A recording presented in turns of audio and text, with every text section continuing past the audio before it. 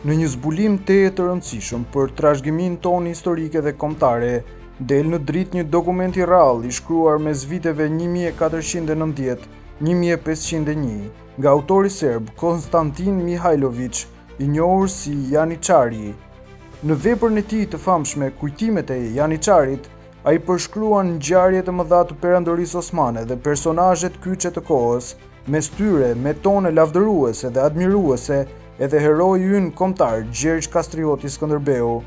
Në një kapitull të veçantë në faqen 45 të tekstit origjinal, Janiçari shkruan: mbi veprat e lavdishme dhe heroike të princit të nderuar Epirot apo shqiptar, Gjergj Kastrioti të quajtur Skënderbe.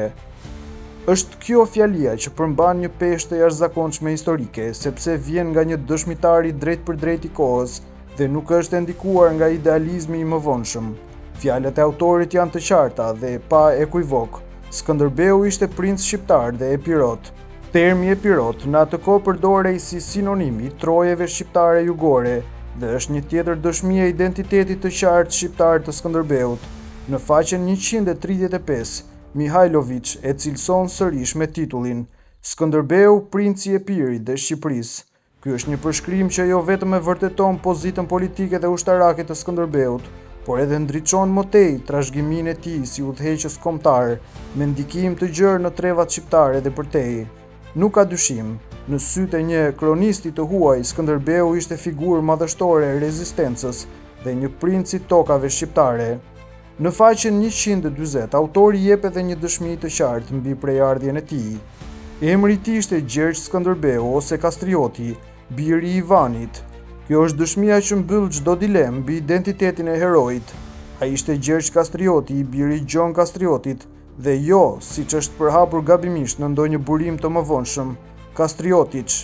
Fundja, kjo prapashtesë slave, nuk përmendet askund në tekstin origjinal. Përse kjo është e rëndësishme për ne sot? Sepse e vërteta historike është baza e krenarisë kombëtare, kur një autor serb, ish Janiçar, në ushtrinë osmane, shkruan me respekt dhe admirim për Skënderbeun si princ shqiptar dhe epirot. Kjo tregon se ndikimi i figurës së tij ishte aq i madh sa kaloi çdo kufi etnik apo fetar. Skënderbeu nuk ishte thjesht një komandant i Zoti, ai ishte simboli i rezistencës, burrërisë dhe udhëheqësisë shqiptare. Dhe më e rëndësishmja, ai është i pranuar dhe i njohur si i tillë nga armiqtë e vet të dikurshëm, që nuk ursyen fjalët për ta cilësuar si një hero të vërtetë. Kjo dëshmi është një thirrje për të rinjt shqiptarë që ta shohin më mirë historinë e tyre, për të mos u dorëzuar ndaj versioneve të deformuara, për ta marrë me krenari identitetin e tyre. Historia jonë është e shkruar, madje edhe nga të huaj. E mbetet detyre jona ta ruajmë, ta shpërndajmë dhe ta nderojmë. Në fund të fundit, kur vetë historia flet kaq qartë, çfarë mund të ketë më të fuqishme se fjala e një dëshmitari që nuk kishte asnjë arsye për ta shtrembruar të vërtetën?